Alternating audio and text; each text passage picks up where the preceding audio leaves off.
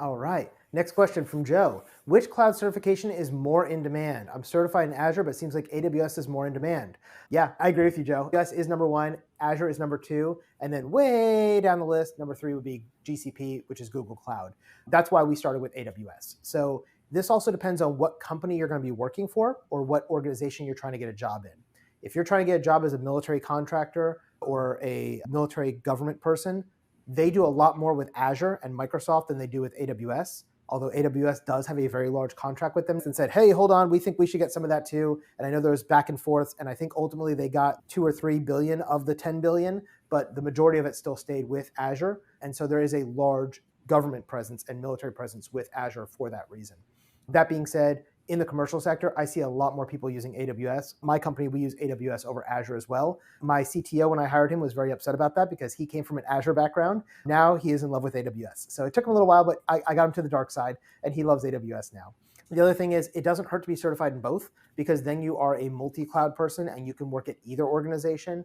But generally, most people get in one path and they stay in one path.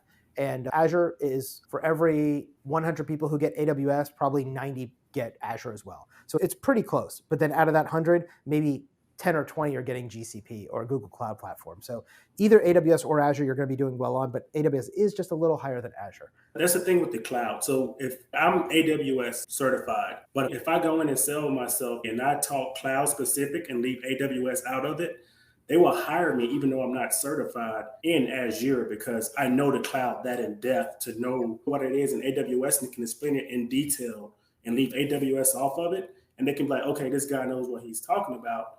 I just have to go then do my due diligence and learn it in Azure, which will be different.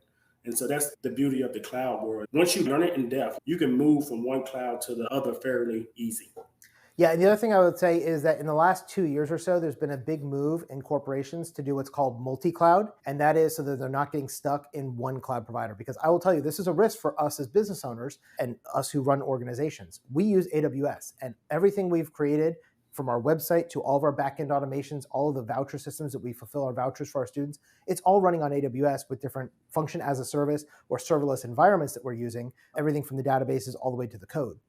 The only problem is because we're using AWS, we are using some specific things that only exist in AWS. For example, the AWS Aurora database is a customized database solution that works better than MySQL and some of the other ones they have, but it only works on AWS. And so if I wanted to migrate to Azure, I'm going to have to recode my database to work with their Microsoft SQL or some other variant to be able to get my Azure stuff over, I believe. What we have done to minimize our risk is we code everything in JavaScript, because JavaScript is supported by all three. And so if I need to move to Azure tomorrow, it would be painful, but I could do it. What a lot of companies are doing is they're doing multi-cloud though, where they have primary and one and backup on the other, and they talk to each other as well. So if AWS goes down, Azure will pick up. And if Azure is down, AWS will pick up. So that's another reason why people who can speak both are very valuable. And the last thing I would say about that, Joe, is that just like a programming language, once you learn the syntax and you learn what the thing is, it's really easy to convert over. My CTO went through the exact same thing because he came from Azure, and I know in Azure how to do this. And he started doing a lot of Googling of, in Azure, we do this. What is that called in AWS? It's, oh, functions are now called Lambda. He's like, okay, now he can go to Lambda and he can go do what he needs to. And so a lot of it is just figuring out what is the terminology, because I would tell you most clouds are pretty similar. There's very few things that have different services between the clouds, but there are different names for everything. So knowing that and being able to speak to that as you go through is helpful. And that's one of the things that in our Cloud Essentials course, we spend a lot of time doing. We would say, okay, let's talk about data storage. Now in Azure, we call it buckets, in Azure, we call it blobs. In AWS, we call it buckets. In Google, we call it this. In this server, we call it this. They're all the same thing, but being able to speak that across those three languages is very helpful.